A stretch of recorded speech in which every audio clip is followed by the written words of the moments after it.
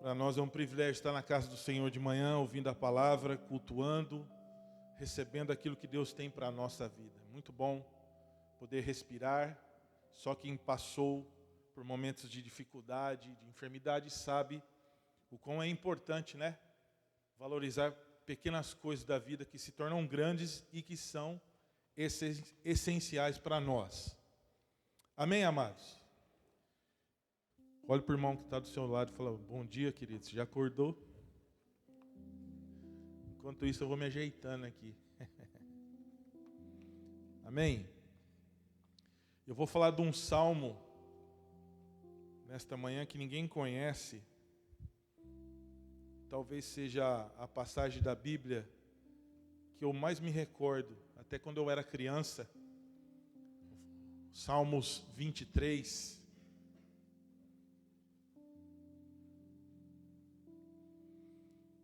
Salmos de número 23, o tema da mensagem é Isso me basta. Olha para o irmão que está do seu lado e fala: Isso me basta.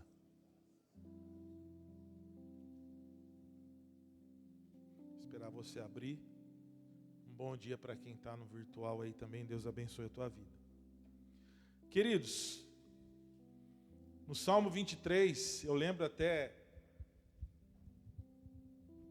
na casa dos meus avós, né? Nós que somos brasileiros, católicos ou protestantes, enfim, cristãos no geral, nós temos a cultura de ter a Bíblia, né, aberta em casa, aquela coisa toda, né?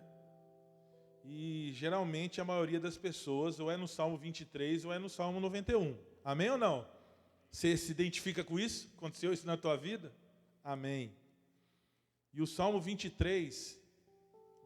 ele é maravilhoso, porque ele fala do relacionamento do pastor com a ovelha, né? Vamos fazer a leitura nessa manhã, em nome de Jesus? O Senhor é o meu pastor e nada me faltará. Deitar-me faz em pastos verdejantes, guia-me mansamente em águas tranquilas, refrigera a alma, guia-me pelas veredas da justiça por amor do seu nome. Ainda que eu ande pelo vale da sombra da morte, não temerei mal algum, porque tu estás comigo e a tua vara e o teu cajado me consolam. Prepara uma mesa perante mim na presença dos meus inimigos, unge a cabeça com óleo e o meu cálice transborda. Glória a Deus. Certamente que a bondade e a misericórdia me seguirão todos os dias da minha vida, e habitarei na casa do Senhor por longos dias. Vamos entrar na ideia do texto. Eu estava no domingo passado, ou retrasado aqui no culto, e o pastor Manuel citou o Salmo 23 no versículo 1, e eu achei interessante a versão que ele trouxe do Salmo 23, que até então eu não conhecia. No texto que ele citou, ele diz assim: o Senhor é o meu pastor e isso me basta. Diga, isso me basta. Isso me basta é muito diferente de nada faltará. Porque esse nada faltará, embora são apenas traduções, amém ou não? Não estou dizendo que uma está certa e que uma está errada, mas isso me basta e nada faltará, de certa forma dá uma confusão. Porque às vezes você lê o Salmo 23 e fala, e nada me faltará, e às vezes você olha para a tua vida, está faltando alguma coisa, aí você começa a questionar, será que Deus está sendo meu pastor? Ou será que eu estou sendo ovelha de verdade? Enfim, quando eu ouvi aquela palavra no domingo à noite, aquilo entrou no meu coração, eu falei, puxa, é Deus falando comigo. Porque dá uma conotação totalmente diferente do real sentido do pastor e da ovelha. Porque nós, como ovelha, às vezes faltam algumas coisas nas nossas vidas, amém ou não? Estou falando em questões materiais, inclusive emocionais. E se você não tiver esse entendimento, você começa a se culpar. Onde eu estou errado? Ou será que Deus não me ama? Será que Deus me ama? Se Deus me ama, por que falta isso ou aquilo outro? Você está entendendo? Eu ouvi uma pregação ontem, aquelas pregações, né, de 1 minuto, do Luiz Hermínio, que ele diz que quando nós entramos na igreja, toda oração que a gente faz, ela é respondida. Mas quando a gente começa a crescer espiritualmente, elas param de ser respondidas. Sabe por quê? Porque aí não é Deus respondendo a oração, é você dando resposta à vontade dele. Entende? Quando a gente vem para a igreja, a gente é novo, é pequeno, na fé, Deus começa a nos abençoar, nos abençoar, nos abençoar. A gente fica tão maravilhado, mas há um momento na nossa vida que parece que, nem se você jejuar 40 dias, o céu se abre. Aí você questiona, mano, lá no passado acontecia, por que agora não? Sabe por quê, irmão? Porque você cresceu. Diga para o irmão que está ao seu lado, você cresceu e não percebeu. Você cresceu. E quando você cresce, você passa a ser a resposta da oração que você faz. É muito diferente. Você é a resposta daquilo que você pede. O Senhor é meu pastor e isso me basta. Ou seja, o que significa a palavra basta? Completo. Eu não preciso de mais nada. E se você entender, daqui a pouco nós vamos falar sobre as características do pastor e a característica da ovelha. Você fala, nossa, tem tudo a ver comigo. Deus é muito sábio, querido. Diga, Deus é muito sábio. No Salmo 23 é o relacionamento da ovelha com o pastor e seus benefícios diários. Ovelha, que é ovelha, tem convivência diária com o pastor. Está me entendendo? Convivência diária com o pastor, só quem é ovelha. E a figura do pastor é a figura do líder. Você que é casado, você é o pastor da tua casa, meu irmão. Você que tem uma empresa, você é o pastor dos teus empregados. A figura do pastor é a figura do líder que nutre e principalmente é aquele que dá direção. Deus te chamou para você ser uma resposta na geração que você está. E você pergunta, Deus, qual é a resposta? E Deus fala para você nessa manhã, você é a resposta. Posso ouvir um amém? O Salmo 23 talvez seja o mais conhecido das passagens bíblicas citadas no cristianismo. O Senhor é meu pastor e nada me faltará. O Senhor é meu pastor e isso me basta. Basta, ideia de suficiência. Ele é suficiente para você. As bênçãos de Deus são como a cereja do bolo, é só para enfeitar. Mas o essencial não é se você é abençoado ou se você não é abençoado. O essencial é Deus na tua vida. Porque às vezes você sofre e pergunta por que eu estou sofrendo. E às vezes nós como pastores ficamos numa encruzilhada gospel. Porque às vezes a gente tem que dar resposta àquilo que a gente não tem como resposta. E uma vez uma pessoa me perguntou isso, falou, irmão, eu não sei te responder, eu só sei te dizer o quê? Se Deus não fosse na tua vida, você não seria capaz de suportar o sofrimento que você passou. Eu não sei porque você sofreu, mas eu sei quem está no teu sofrimento. E eu posso te dizer que você é uma pessoa muito melhor do que você foi, do que era antes. Você passou pela luta do Covid, por enfermidades, por desemprego, por um monte de coisa. Talvez você não ache motivo para ter passado isso. Jó também não tinha motivo nenhum para passar o que passou. Mas Deus permitiu. Porque Deus olhou para Jó e falou, esse cara tem muito potencial, só que ele é acomodado. Eu preciso dar umas cutucadas nele para ele sair da vida de acomodação, porque nem mesmo ele conhece o potencial que tem. Então eu vou dar uma chacoalhada na vida dele. Martinho Lutero diz que o diabo é o diabo de Deus. Presta atenção que eu vou te falar e não é heresia. Satanás é instrumento de Deus na terra para corrigir a vida de um crente. Ô louco, pastor, é verdade. Tem coisas ruins que acontecem na tua vida que é a vara de Deus. te levando para outro nível. Porque nós, irmãos, a coisa que mais nós queremos, e existe uma característica da ovelha que eu estava estudando ontem. Sabe o que a ovelha gosta? Você sabe uma das características que a ovelha tem? Ela gosta de comer demais. A ovelha gosta de comer. E eu também, meu irmão. Se tem um animal que gosta de comer e gosta de ficar em pastos verdejantes, é a ovelha. Só que tem um porém. De certa forma, isso é um estágio de acomodação. Você concorda ou não? Embora é importante você comer e descansar, mas quando Deus olha para você, olha, até me arrepia. Deus olha para você e fala assim, é tanto desperdício. Você sabia que você é um investimento muito caro de Deus na terra? Você sabia que Deus investiu muito em você? Como, pastor? Deus, olha só, a segunda pessoa da Trindade deixou o céu, se esvaziou da sua glória momentaneamente, desceu na terra através do ventre bendito de Maria. Amém ou não? Amém ou não? A maior de todas, ele desceu no ventre de Maria, se tornou homem para morrer por você. Meu irmão, se você soubesse o investimento que você é da parte de Deus, você não sofreria tanto como você sofre. Você já fez algum tipo de investimento? Vamos trocar a palavra. De investimento por expectativa.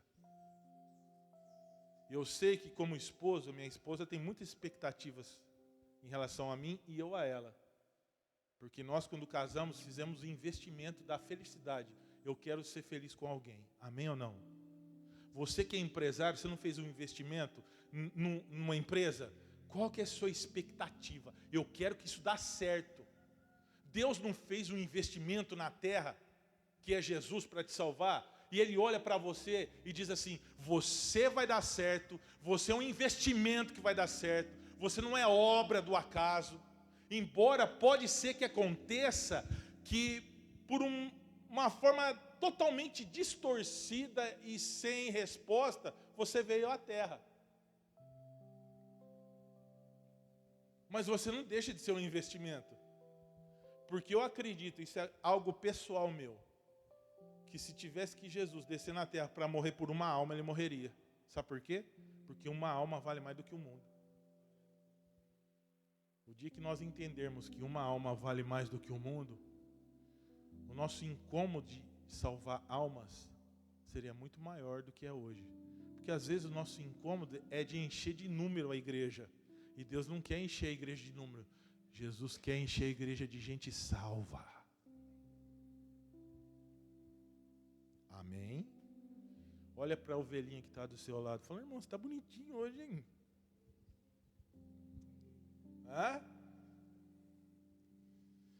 Agora presta atenção, no Salmo 23, 2. Deitar-me fazem pastos, guia-me mansamente em águas tranquilas. A ovelha só descansa e desfruta de prosperidade quando o pastor está perto. Mentalmente, quando o pastor está perto, a ovelha já descansa. Só a presença física do pastor já dá um refrigério na mente da ovelha. Ela fica tranquila. Eu falo isso, irmão, porque meu pai está aqui, está quase 90 anos. Levantou 6h30 para vir na igreja. Hoje, ele virou meu filho. Hoje nós invertemos as coisas. Falei, dá uma descansadinha aí de pai, deixa eu cuidar de você agora. Mas quando eu chego em casa e vejo ele, a minha mãe, isso mentalmente me dá um descanso. Porque eu lembro, quando eu olho para ele, eu vejo a minha história. Quando eu era pequeno, quando ele cuidava de mim, quando ele me dava banho, quando ele me levava na escola, quando ele brigava na rua por causa de mim. Então eu sinto segurança só de olhar para a pessoa sem vê-lo. Você está pegando no teu espírito isso aí? O quão é importante a figura de um líder na vida de uma pessoa? Muito importante, irmão. É formação de identidade. Aonde não há liderança, não tem formação de identidade. Por isso que o diabo luta tanto contra a sociedade para destruir todo e qualquer tipo ou forma de liderança. Você pode ter certeza que as pessoas mais mal faladas da sociedade são os líderes. É político, é pastor, o que mais? Padre, professor, porque são essas pessoas que formam, de certa forma, a nossa vida. São instrumentos de Deus. Eu sou pastor auxiliar aqui na igreja. Eu preciso de um pastor também. Eu não sou autossuficiente. Eu preciso que alguém me guie, até porque isso gera dentro de mim humildade. Porque a pessoa, quando ela acha que ela é dona do próprio nariz, ela vai quebrar a cara. Todos os líderes que eu conheci na minha vida, que se arrebentaram, é porque o camarada achou que ele poderia caminhar sozinho. Quando você caminha sozinho, você esquece que mesmo sendo pastor, você é ovelha, o lobo vem e te devora. Devora no orgulho, na soberba, na autossuficiência, até na religiosidade. Está me entendendo, sim ou não? Saiba que Deus continua usando pessoas para abençoar você. Jesus nos deu o maior exemplo, irmão. Ele, como sendo filho de Deus sem pecado, teve um momento que ele estava tão angustiado, ô Ricardo. Você está com a camisa do Brasil hoje, né? Jogou fora do Japão, agora está do Brasil. Brincadeira. Jesus sendo Jesus, ele estava angustiado, ele poderia muito bem dobrar o joelho e falar assim, não, deixa eu resolver com Deus. O que ele fez? Olhou para os discípulos e falou, vem cá, vamos orar junto. Há momentos que precisamos das pessoas para estar conosco, irmão. Posso ser profeta nessa manhã para a tua vida? Não anda sozinho. Isso não é bom. Você vai perder muito. Porque o que nos dá noção de limite é o outro que está do nosso lado. Quando eu casei, depois que eu casei, eu comecei a ter noção de coisa que eu não tinha. Porque às vezes a minha esposa enxerga coisa que eu não enxergava. Eu falei, caramba, isso aqui estava a vida inteira na minha frente, eu não via. É sempre importante você ter alguém do lado para te dar um norte, para te ajudar. Deitar-me fazem pastos, guia-me mansamente em águas tranquilas. Deixa eu falar uma coisa para você. Posso desabafar aqui ou não? Agora eu vou falar do brasileiro. Não vou falar de política, pode ficar tranquilo.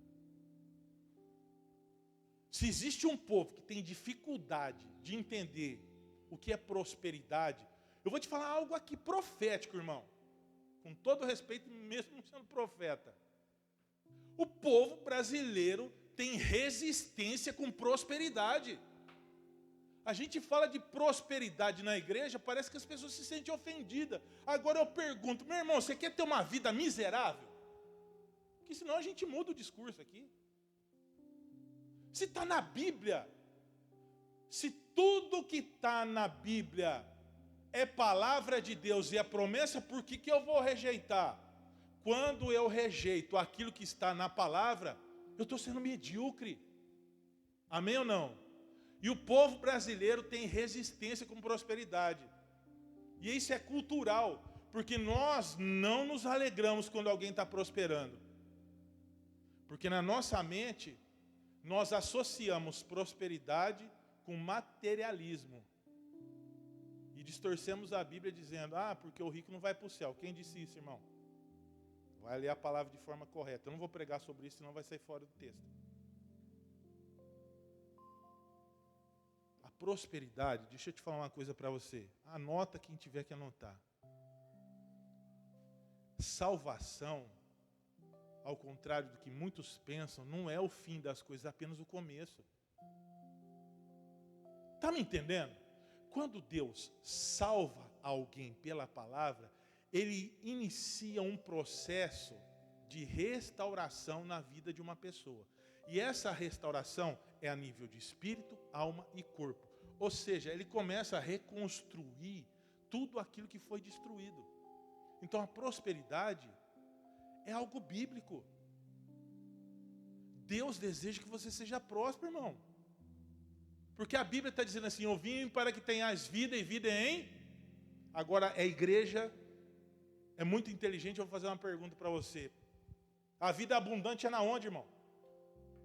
É no céu? Você vai ter vida abundante no céu? Não. Você não vai ter vida abundante no céu, porque a própria abundância já é o céu. A vida abundante é na terra. Você está me entendendo ou não? Porque às vezes a tua falsa humildade trava a prosperidade na tua família e você fica impedido de abençoar filho, filha, parentes, pessoas, por causa da sua falsa humildade. Aonde há o pastor, existe prosperidade. Está me entendendo? Só que prosperidade é ausência de riqueza. Agora deixa eu trazer o conceito de prosperidade para você, senão você vai achar que eu sou aqueles outros pastores que pregam sobre riqueza na televisão. Porque eles pregam isso porque eles querem prosperar. Não, eu estou pregando a palavra. Amém ou não? O fato de ter gente usando a Bíblia errada não significa que eu vou deixar de pregar para você o que é certo. Prosperidade significa ausência de necessidade. Dentro do seu nível social, quando você encontra Deus na tua vida, você vai crescendo, isso é prosperidade. Irmão, depois que eu vim para a igreja, comecei a entender o que é administração bíblica, o que é não gastar com porcaria, eu comecei a guardar dinheiro, comecei a prosperar. Isso é natural. Anota aí, prosperidade é algo natural na vida de alguém que entende o que é a palavra. É natural. E não se sinta-se culpado. Ai, meu Deus, é agora. Porque às vezes, irmãos, o diabo trava você, porque às vezes aquilo que Deus quer te dar vai ser instrumento para abençoar outras pessoas. Está me entendendo? Você que é empresário, deseje crescer e prosperar para você abrir outras empresas para abençoar outras famílias. Está me entendendo? Sim ou não? Mas nós brasileiros, como eu escuto pela região, não, porque tem que quebrar, meu irmão, rico não pode. Eles estão ganhando dinheiro nas nossas costas. Isso é mentalidade de gente pobre. O que você acha que está ganhando dinheiro nas tuas costas é o que está te dando oportunidade para você trabalhar. Mas nós, né? Com essa mentalidade errada, porque o Salmo 23 está mostrando que ovelha que tem pastor prospera. Está me entendendo, sim ou não?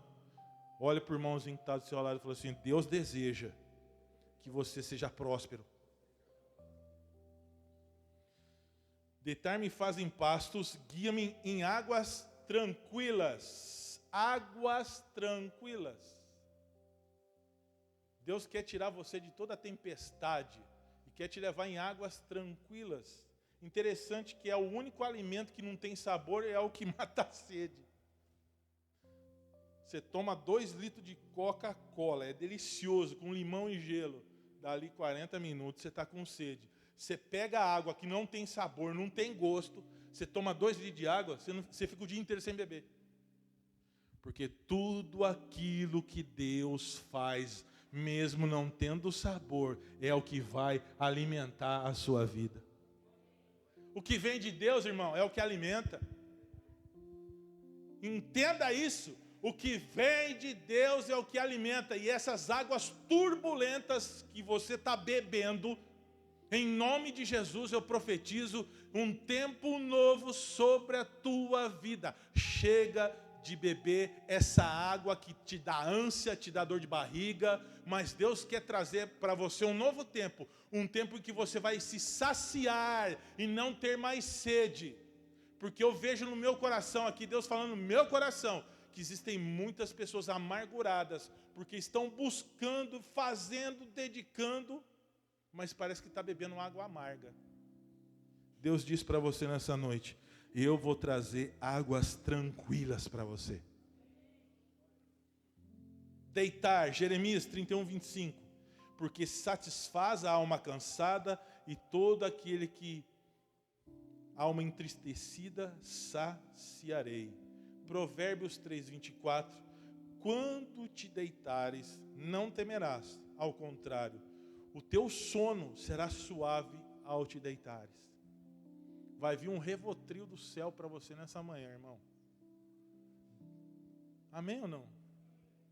Ou chega de perder sono por causa de coisas que você não vai resolver 2 horas da manhã, hein? Chega, hein? Chega de perder o teu sono por coisas que você não resolve de madrugada. Se você levantar de madrugada, é para dobrar o seu joelho e falar com Deus.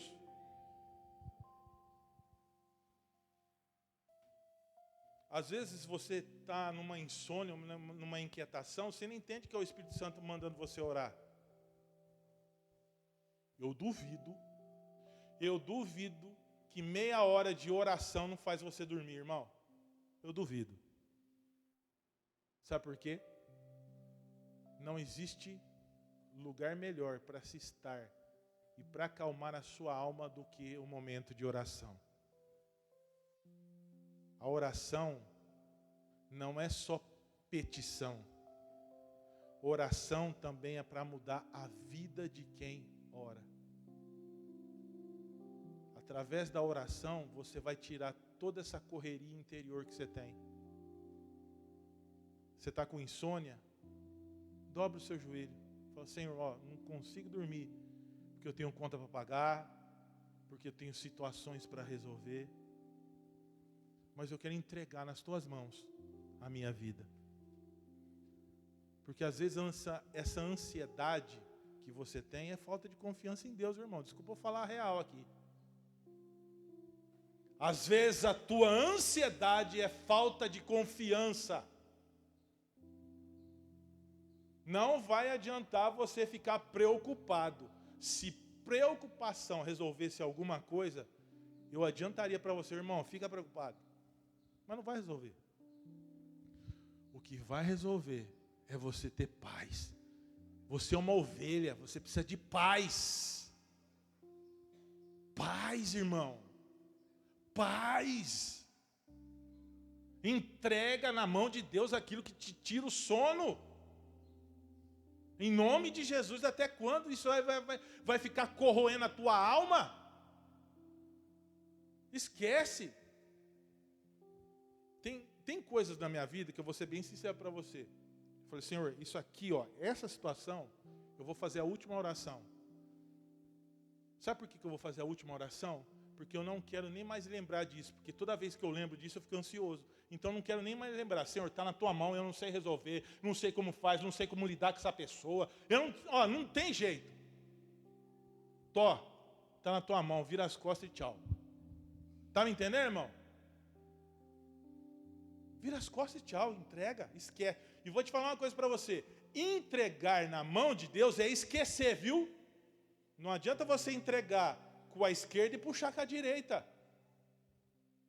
Isso não é entrega. Entrega. E essa entrega é desprendimento de alma. Fala, deixa aí. Posso ouvir um amém? Palavra de Deus para você nessa manhã. Vai dormir, crente. Vai dormir. Você sabia que uma pessoa que não dorme, isso eu posso te falar porque eu já até participei de algumas palestras. Nós temos que atingir o sono REM, que é o sono reparador. Você sabia que o sono REM é um estágio do nosso sono? Que quando nós entramos nesse estágio, todas as células do teu corpo, elas começam a trabalhar para se organizar. Quando você não atinge o sono REM, você levanta cansado. Quem já levantou de uma noite de sono cansado, levanta a mão. Pois é, você não atingiu o sono REM, que é o sono reparador. Você dormiu, ficou pior do que estava, porque você não descansou. O sono REM é algo que o próprio Deus fez para nós. Porque quando você dorme, o teu corpo, que é uma máquina, é como se tivesse uma usina na época de férias, ajustando os equipamentos ali, Imagina isso. A usina está fechada e os mecânicos estão lá, todos trabalhando para ajustar parafuso, torneira. É a mesma coisa. Para que no outro dia você possa levantar e renovado. Toda vez que você levantar da sua cama, se você não tiver renovado, o seu dia não vai ser bom. E falta de dormir bem gera obesidade. Pastor, eu me mato na academia e não perco peso. Porque você não tem sono REM. O sono é alimento. Diga sono. Fala com força, irmão. O sono é alimento. Não é um corpo só numa cama. Quando você está deitado, descansando, o teu corpo está alimentado. Diga, Deus é perfeito demais. Irmão, Deus é perfeito demais. Ele está ali, o teu corpo está trabalhando. Está me entendendo, sim ou não? Você vai levar mais a sério as tuas noites de sono, irmão? Em nome de Jesus? Você vai cuidar com carinho tuas noites de sono? Talvez, né, o teu time perdeu, você vai dormir irritado, não é? Nós que somos homens, geralmente nosso time perde e a gente vai dormir irritado. Mas deixa o time perder também. O importante é Jesus, amém? Refrigera a minha alma e guia-me pelas veredas da justiça por amor do seu nome. Esse relógio não arrumaram. Veredas da justiça. Refrigera a minha alma. O que é refrigerar a alma? No versículo 3 fala de refrigério. O que é refrigerar? É trazer alívio, frescor. Você está um dia inteiro na rua, de repente você para, vou tomar um suco de laranja, bem geladinho. Aquilo não dá uma sensação de refrigério? Não é gostoso? Deus quer refrigerar a tua alma, irmão. Amém ou não? Deus quer trazer algo na tua alma. Guia-me pelas veredas da justiça. Por que veredas da justiça? Porque a base da nossa sociedade é a injustiça. Aonde não há justiça, o reino de Deus não habita. Toda e qualquer forma de injustiça, Deus não está no meio. Isso pode ser até na tua casa, pode ser na igreja, pode ser nos teus relacionamentos. Onde há justiça, há o reino de Deus. Onde há injustiça, não há o reino de Deus. E às vezes a injustiça, ela vem como presente, sabe o quê? A rebeldia. Às vezes a gente critica algumas pessoas porque são rebeldes, mas aquilo é provocado por algumas injustiças que elas sofrem. Está me entendendo, sim ou não? Sabe por que Ismael ficou tão revoltado com Isaac? E hoje nós temos a briga dos árabes e dos judeus, que na verdade um é da linhagem de Israel, de Isaac, e outro é da linhagem de Ismael. Os árabes são da linhagem de Ismael, que são filhos de Abraão com a escrava. Sabe o que Abraão fez quando os dois estavam vivos? Ismael e Isaac mandou Ismael embora. E se você estudar na Bíblia, você vai ver que Ismael era um flecheiro. O que é uma pessoa flecheira? Alguém que está sempre armado para ferir alguém porque foi ferido. Você já lidou com pessoas armadas emocionalmente?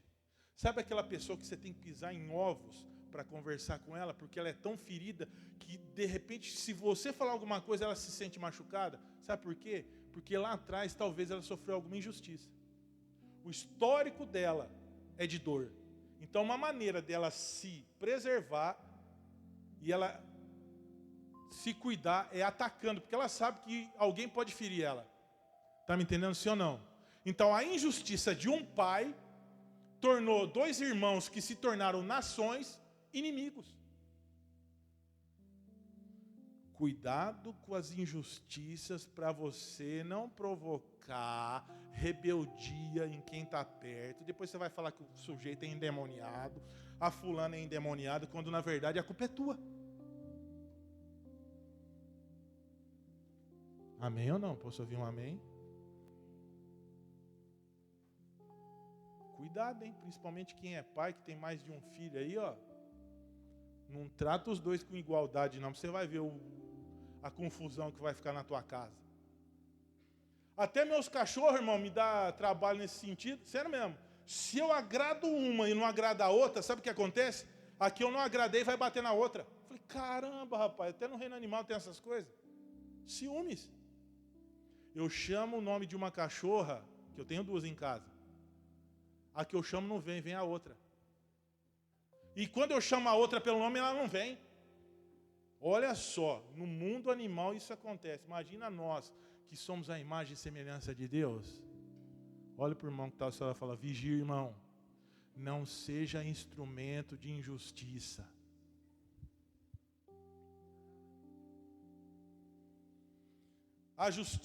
A injustiça também provoca inveja, indignação. No Salmo 73, versículo 2 e 3, diz assim: quanto a mim, os meus pés quase se desviaram, pouco faltou para que escorregassem meus passos, pois eu tinha inveja dos nécios quando via a prosperidade dos ímpios. O servo de Deus aqui no Salmo 73, ele ficou indignado porque as pessoas que não serviam a Deus prosperavam e ele, que era um homem de Deus, não prosperava. Falou: mas o que está acontecendo aqui? Isso é injustiça. Quem já não se sentiu injustiçado? Todos nós, irmão. Eu vou te falar uma coisa para você. Injustiça é um negócio que fere demais. Porque às vezes você está se doando, se entregando, derramando teu sangue por um projeto, por uma pessoa, por uma família, por um filho, por um ministério, e de repente a injustiça vem como um balde de água nas tuas costas. Você fala: não, não vou aguentar esse negócio. É mentira que eu estou falando? Cuidado. Injustiça gera rebeldia, que gera inveja. Se você estudar aí na tua casa, no Salmo 73, eu aconselho você a estudar esse salmo na tua casa. Você vai ver que depois que o salmista entra na casa de Deus, ele começa a entender algumas coisas. Mas esse não é o foco da palavra, senão a gente vai sair para um outro caminho. Salmos 23, 4 diz assim: andar na escuridão por um período de tempo, ainda que eu ande pelo vale da sombra da morte, não temerei mal algum, porque tu estás comigo. A tua vara e o teu cajado me consolam. Ovelha também passa por período de escuridão, irmão. Você sabia? Você sabe uma das características da ovelha, por que ela passa por escuridão? Porque a ovelha é o animal mais inocente que existe entre os animais. Ovelha é um bichinho tão puro, que não vê maldade em nada, e de repente ela está lambendo o lobo sem saber que o lobo é lobo.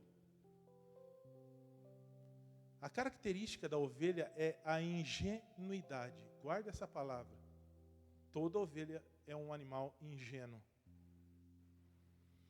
2 coisas que diz aqui: tua vara e o teu cajado. Para que serve a vara? Para tirar você da zona de perigo. Às vezes o pastor, agora eu vou entrar na igreja. Às vezes o pastor da tua igreja te dá umas varadas, irmão. Não é porque ele não te ama, pelo contrário, porque ele te ama. Porque às vezes ele está enxergando coisa que você não está vendo, porque você está no espírito de ovelha. Se é que a ovelha tem espírito, né? Mas o pastor, Deus coloca, não que ele é melhor ou maior do que você, mas ele tem uma posição diferente. E ele enxerga coisas que você não vê. Aí o teu pastor fala: irmão, não faz isso. Irmão, não faz aquilo. Irmão, toma cuidado. E você acha que a pessoa está querendo te cortar ou limitar a sua liberdade, quando na verdade ele está vendo o lobo que está à tua frente, mas você não consegue enxergar, porque você é muito puro, você é ingênuo, você não vê maldade em nada. Cuidado. E às vezes a ovelha é tão teimosa que o pastor precisa quebrar as suas pernas e colocar a ovelha no peito, porque senão ela te perde. Ela se perde, perdão. Vou falar uma coisa para você, irmão. Presta atenção que vai sair desse altar. Às vezes o teu pastor te quebra para não te perder. Às vezes a quebradura que você tem na tua vida é o limite que Deus coloca, porque se Ele der asa para você, você voa. E Deus vem com o cajado e com a vara e te dá no meio, aí você começa a mancar. Aí você fica revoltado com a igreja, você fica revoltado com o pastor, você fica revoltado com Deus. quando na verdade é a vara vindo até você e dizendo: até aqui você pode, para lá você não pode. E a vara e o cajado do Senhor, eu sei que está comendo o lombo de muita gente aqui, inclusive do meu. Porque a quem muito é dado, tua vara e teu cajado me consolam. Vara tira da zona de perigo. Característica das ovelhas: domesticável, ela não é predadora, ela é dócil. Outra coisa que ovelha é: medrosa. É um animal medroso. A vara também tipifica, eu falei do cajado, né? A vara também tipifica o caráter de disciplina de Deus. Interessante que quando Jesus veio na terra, ele começa a fazer algumas coisas, e dentre elas é trazer o caráter paterno de Deus que até então não tinha. Quando Jesus começa a oração de quem? Pai. Ele não começa a oração do Deus nosso. Você sabe quando Jesus chama Deus de Deus e não de Pai? Você sabe onde foi? Quando ele absorveu todo o pecado da humanidade. Ali ele não chamou Deus de Pai. Ele diz: Deus meu, por que me desamparaste?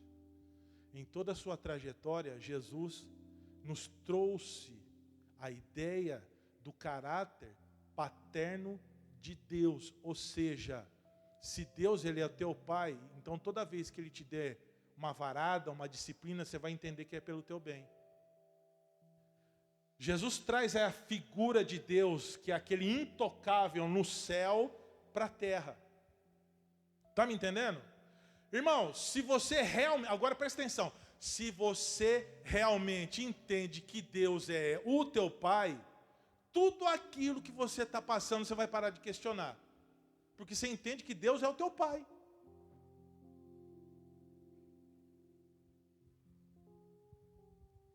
Hebreus 12, do 6 a 8. Porque o Senhor corrige a quem ama e castiga todo filho que aceita. Pastor, e eu ouvi um pregador que diz que Deus não castiga. Ele não lê Bíblia. Ele não lê Bíblia. Porque Deus castiga os seus filhos, sim. E o castigo de Deus não é mandar os outros para o inferno. O castigo de Deus é endireitar as pessoas. É corrigir. E uma das coisas que a igreja do século 21, que nós estamos vivendo por todo mundo, uma das coisas que a igreja tirou dos púlpitos e das pregações é o caráter disciplinador de Deus. Por isso que tem muita ovelha fazendo muita burrada, vivendo de qualquer jeito. Porque não tem o caráter disciplinador de Deus, que é o limite. Que é entender que até certo ponto eu posso ir, e até determinado ponto eu não posso. Porque pelo menos eu aprendi, eu creio que você aprendeu também, que pai foi feito para colocar limite em filho. Sim ou não? Não é assim? Pai de verdade é aquele que coloca limite em filho. Cajado, instrumento de trazer para perto ovelha. Consolo é aquilo que alivia as dores. A ovelha sai de perto do pastor, se mete com os carrapichos, pega a doença, aí vem o pastor e traz o refrigério. Amém? Agora olha que interessante, presta atenção no que eu vou te dizer, que é algo que eu não sabia, eu fiquei maravilhado. Você sabia que o pastor ungia a cabeça da ovelha? Do animal. Pensa no animal, esquece o ser humano. O pastor de ovelha, que cuidava dos animalzinhos, ungia a cabeça da ovelha. Eu fiquei pensando, mas por que que o pastor unge cabeça de ovelha? Aquilo era um repelente natural. Por quê? Porque se a ovelha não tivesse a cabeça ungida, todas as moscas e insetos entravam no seu ouvido, e através do ouvido, as moscas e os insetos olha só que revelação. Começavam a comer o seu cérebro, e as ovelhas com o cérebro comido começavam a bater a cabeça nas paredes, nas pedras. Parede não, porque não tinha parede naquela época. Mas começavam a bater a cabeça nas pedras para tentar tirar a dor. E com isso, sabe o que acontecia? Elas morriam. O repelente de Deus é para fazer com que o azeite, quando ficava em cima da cabeça da ovelha, era uma forma de proteção para o inseto não entrar no ouvido e para não comer o cérebro da ovelhinha, para a ovelhinha não bater a cabeça. Está me entendendo? Sim ou não, irmão? Prepara uma mesa na presença dos meus adversários e unge a minha cabeça com óleo, meu cálice transborda. Pastor, o que tem a ver com isso? Eu vou te falar o que tem a ver. Você é ovelha? Você é ovelha, irmão? Então deixa eu te falar, as moscas, os mosquitos, são tipificações de demônios. Os demônios, quando querem destruir a vida de uma pessoa, o primeiro órgão que elas vão é o ouvido. Porque o objetivo dela é entrar no cérebro. Toda ovelha que começa a cair, é a ovelha que está dando ouvido aos demônios. Todo cristão que começa a cair é aquele que deixa os demônios falar no seu ouvido. E o objetivo dos demônios é fazer do teu ouvido porta de entrada para atingir o teu quartel general, que é o teu cérebro. Qual que é o objetivo de Satanás? Entrar na tua mentalidade. É comer a tua mentalidade. É roubar os teus valores. É roubar os teus princípios. É roubar o que você está ouvindo dentro da igreja. Irmão, o diabo está faminto, louquinho da Silva, para comer o teu cérebro, para destruir a tua vida. Mas nessa manhã, o Senhor Jesus quer derramar o seu óleo sobre a tua cabeça, sobre o teu ouvido, e diz para você assim: para de dar ouvido a esses demônios que te rodeiam. Tem gente que é enviada do diabo para tirar você da igreja. Tem gente que é enviada do diabo para tirar você do ministério. Tem gente que é enviada do diabo para destruir o teu casamento. Tem gente que é enviada do diabo no teu serviço para tentar entrar no teu cérebro, para fazer você cair em armadilha. Somente quem tem a cabeça ungida é aquele que vai suportar todas essas situações. Eu posso falar com os cabeça ungida nessa manhã aqui? Irmãos, o que eu recebo de vozes, de conversas, e se eu deixar entrar no meu coração, pastor fulano falou tal coisa de você, ciclano falou tal coisa de você. Se eu não tiver o óleo no meu ouvido, o Satanás vai comer o meu cérebro. Sabe? Está na hora de você ungir o teu ouvido, irmão. O diabo é sutil. Ele usa as pessoas como um cordeirinho, como lobo na pele de ovelha, com vozinha mansa, para tentar tirar você do propósito. Está me entendendo? Nunca deixe faltar o óleo sobre a tua cabeça. Nunca deixe, irmão. Porque se você deixar, você vai cair. Depois você não fala que Deus não te avisou. No antigo Israel, os pastores usavam óleo para 3 propósitos: repelir os insetos, evitar conflitos e curar machucados. Insetos apenas aborrecem pessoas, mas não podem matar as ovelhas. O óleo na cabeça das ovelhas é um repelente natural e as protege dos seus terríveis inimigos. Jesus também fala em João capítulo 10, 27, assim, As minhas ovelhas ouvem a minha voz. O crente começa a sair do propósito quando ele deixa de ouvir o pastor dele. Agora eu vou entrar na questão de igreja local. Se você não ouvir o teu pastor, porque o teu pastor te ama, você está saindo do propósito de Deus. Ovelha que deixa de ouvir o seu pastor, já está deixando a mosca entrar no cérebro. Cuidado. Eu a conheço e elas me seguem. Só seguem o pastor quem ouve a voz do pastor. A partir do momento que você deixa de ouvir a voz do seu pastor, você automaticamente vai deixar de caminhar com ele. Cuidado. Pastor, como é que eu vou fazer? Estamos terminando aqui. Insetos tipificam os demônios que lançam setas em nossas mentes. Como que eu vou fazer? Depois do óleo, vem a armadura. Efésios 6,16. Segurando sempre o escudo da fé, com o qual poderão apagar os dardos inflamáveis do maligno.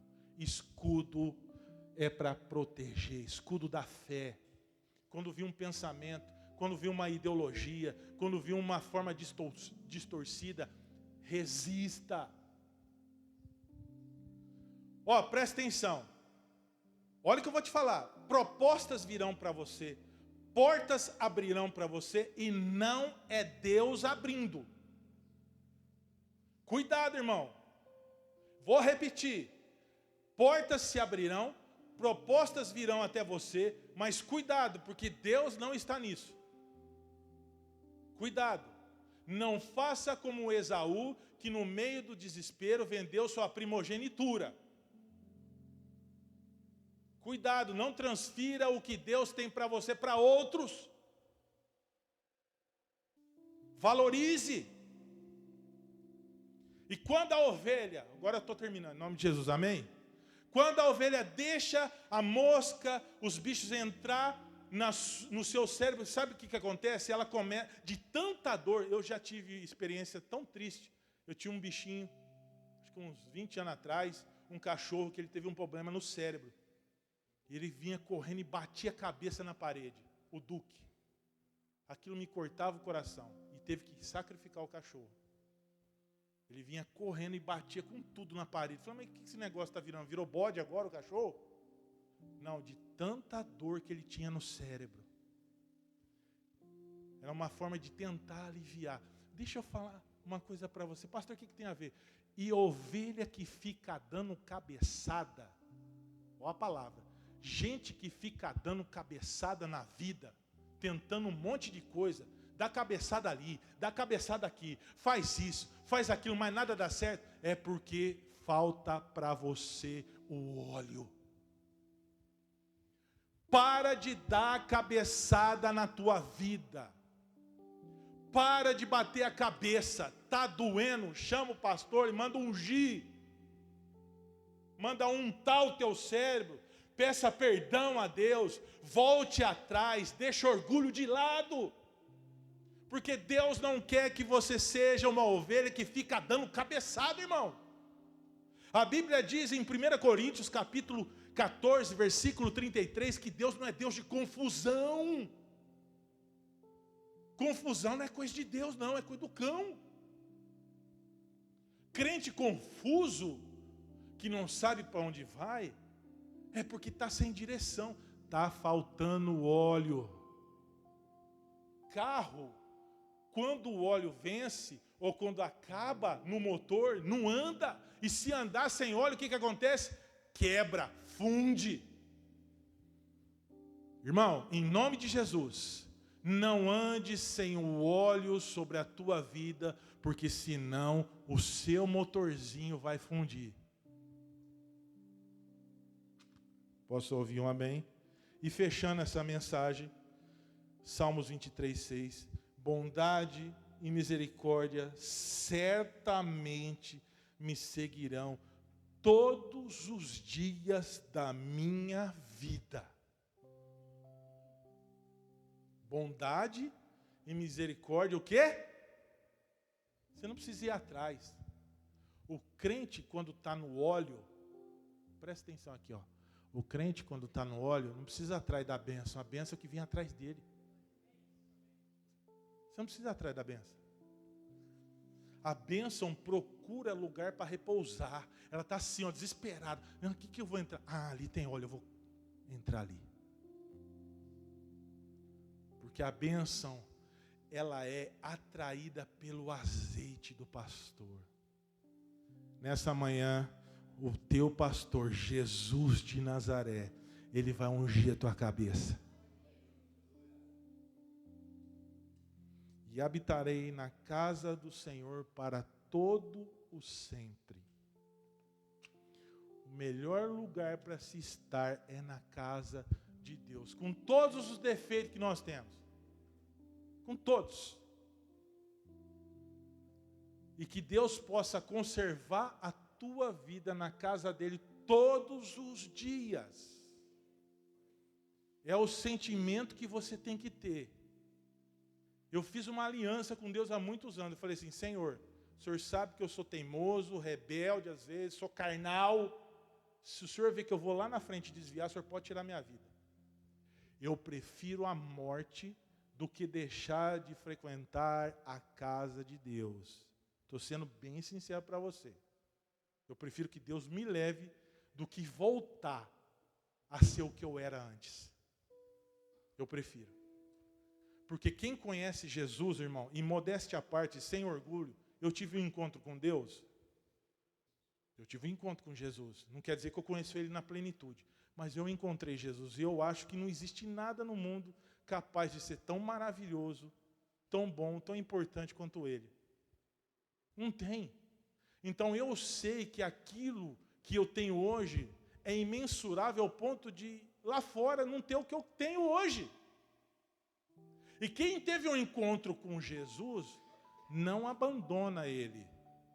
Eu não estou falando de encontro com religião, eu não estou falando de mudar de placa de igreja, eu estou falando de mudar o seu coração. Quem teve um encontro com Jesus sabe quem Ele é. E quem teve um encontro com Jesus engole a falha do próximo, engole o erro do irmão, da irmã, do pai, da mãe, porque maior é o nosso amor por Ele. Não abandone jamais o teu pastor. Feche os teus olhos.